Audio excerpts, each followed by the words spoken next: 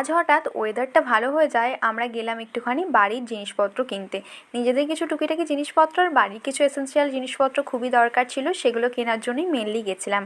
তোমরা ভিডিওটা দেখছো সানডের, আর আজকে মানডে আমি তোমাদের জন্য পাবলিশ করলাম। তো এই সানডে শপিং করতে যাওয়ার ডিসিশনটা নেওয়াটা যে আমাদের কত বড় ভুল হয়েছে, চলো ভিডিওটা দেখতে থাকো, তোমাদের আস্তে আস্তে বলছি।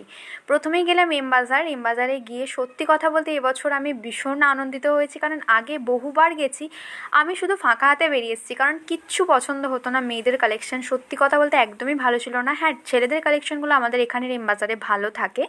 তো এবারে আমি দেখি পুরোটাই উল্টো, এত ভালো ভালো মেয়েদের কুর্তি সেটগুলো এসছে না, জাস্ট অপূর্ব। তো আমার বেশ কিছু পছন্দ হয়েছিল, আর আমার দিদিরও বেশ কিছু পছন্দ হয়েছিল। দেন আমি এটা ট্রায়াল করে দেখলাম, আমাকে বেশ ভালো লাগছিলো, আর এটা আমার খুব পছন্দ হয়েছিল। তো ভাবছিলাম নেবো কি নেবো না, আর নিয়েছি কি নিইনি সেটা দেখতে হলে তোমাদের নেক্সট ভিডিওটা দেখতে হবে। কালকে আমি তোমাদের সাথে শেয়ার করবো আমি এখান থেকে কী কী কিনেছি। তোমাদের বলি, সানডে শপিং করতে এসে আমরা কি বড় ভুল করেছি। এসে দেখছি ম্যাক্সিমাম দোকান বন্ধ।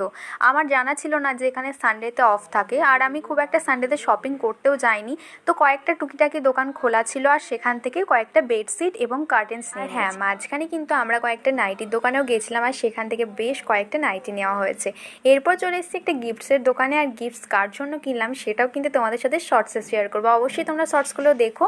তারপর এই বৃষ্টির মধ্যে ভিজে ভিজে আমরা চলে এলাম স্মার্ট বাজার। এখানে কিছুটা টাইম স্পেন্ড করলাম, আর এখানে কিছু জিনিসপত্র কিনে নিয়ে চলে এলাম বাড়ি। এখন বাজে 6টা মতো। ওয়েদার দেখি বুঝতে পারছো বৃষ্টি পড়ছে। বাড়ি ফিরে জানো তো দেখছি কারেন্ট নেই, তো সন্ধ্যাবেলায় আর কোনো ভিডিও শ্যুট করিনি। তো কতগুলো জিনিস কিনেছি তোমাদের তো দেখালামই, এটা পরবর্তী ভিডিওতে শেয়ার করবো। তো অবশ্যই চ্যানেলটা সাবস্ক্রাইব করো। আর ওয়েদার দেখতেই পাচ্ছ কি বাজে।